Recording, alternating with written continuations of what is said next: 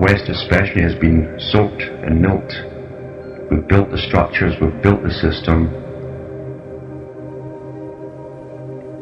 A lot of the technology that exists today came out of ordinary people taught in ordinary schools, and the big boys simply stole their ideas.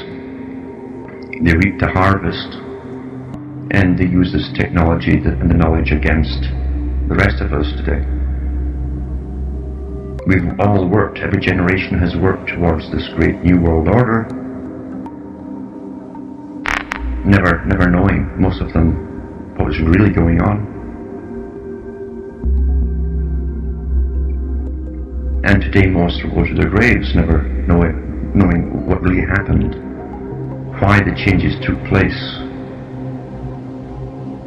why every part of their system has been altered, what turned their cultures upside down. Most of them will never look into the Greek philosophers who talked about culture creation and how they could reverse the norms in a culture in one generation. And those who didn't see the changes and understand them were the very generation involved. It was done so slickly. These are all sciences. A power elite in any country would never allow this to be done to the people if it didn't benefit that power elite. It's sanctioned by every power elite because it's all one big club, the big world club. Those who have body, soul and spirit according to themselves. That's why in the deck of cards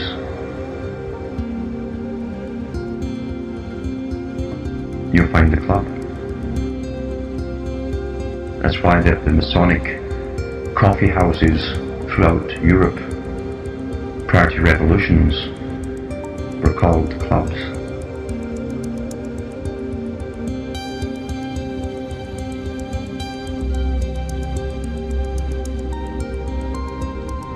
A club is something you also whack something with over the head.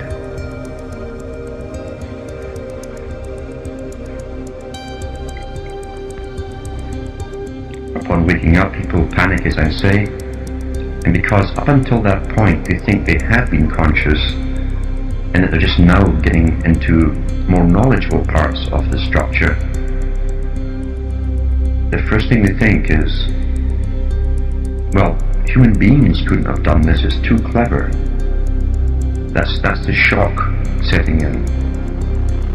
And that part is catered for by the big boys who supply the Pied Pipers, who come in and tell you, oh, it's the space aliens who did that. The last place a person wants to look is at the power within themselves.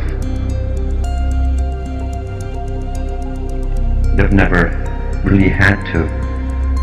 In fact, they don't have much confidence in themselves at all in this system, where we've been brought up to believe that we're so petty and so ignorant really when you compare ourselves to the experts,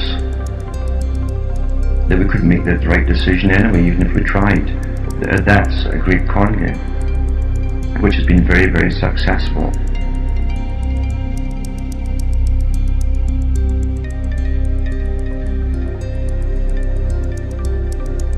But to look towards people who claim to be modern shamans in a sense, who are simply using the old Kabbalistic techniques of divination, is a loser's game. Because if you believe a person has that power to divine, that means that you're pretty stupid, because you don't. You become subservient to the other person. It never dawns on you you're as equal as they are, and perhaps intellectually even a little bit superior. That's up for yourself to decide.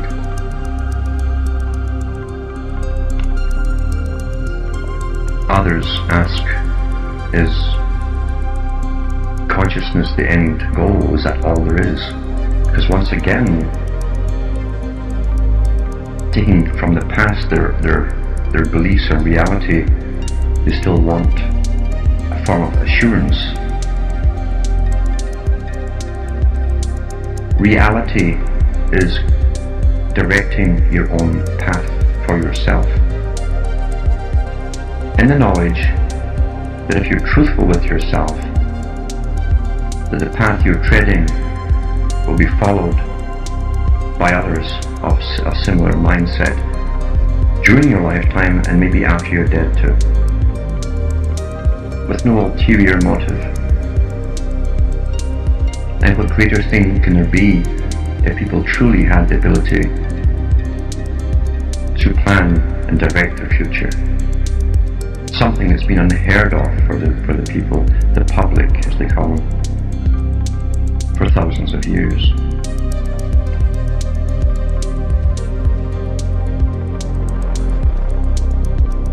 If people were conscious, they couldn't be fooled.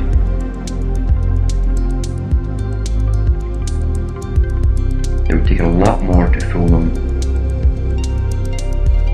and not the Disneyland stuff that we've been fed, which has been very successful. It would take more than that to fool a conscious population who have memory and a type of education that makes them inquire not only into the past, but the techniques used on the past, so that they might understand the techniques and the warning signs that are being used today or about to be used. Consciousness is the enemy of the elite. That's why they keep us so busy, hyped up and worried, and watching sports or dramas or voyeurism, where soap operas have people pretending to have affairs and sex every 5 minutes. All the little things, the little drives that people have, are blown out of proportion like drugs and fed like drugs, and the teat of television has everybody sucking on it daily, and it is not for your health. Those who are awake must also always accept the fact that a good majority of the public decide that the world is too heavy with problems. They don't want to know. Leave me in my own little space with my own little fantasies and go away. Well, that's fine, do it, go away. Why waste your time with them? Those people have chosen. Only they themselves can decide to wake up. The dead can be made to walk only when they're trying to stand up for themselves. That's what that means. When you pick up your bed and walk, it's because you've been asleep all your life. That's what the esoteric means. But they must want to get up for themselves before you can really help them. Then you can teach them. That's all for me tonight. I hope this is not too depressing. It shouldn't be really, because behind what I say there's a message of hope for those who understand it. Good night, and may your God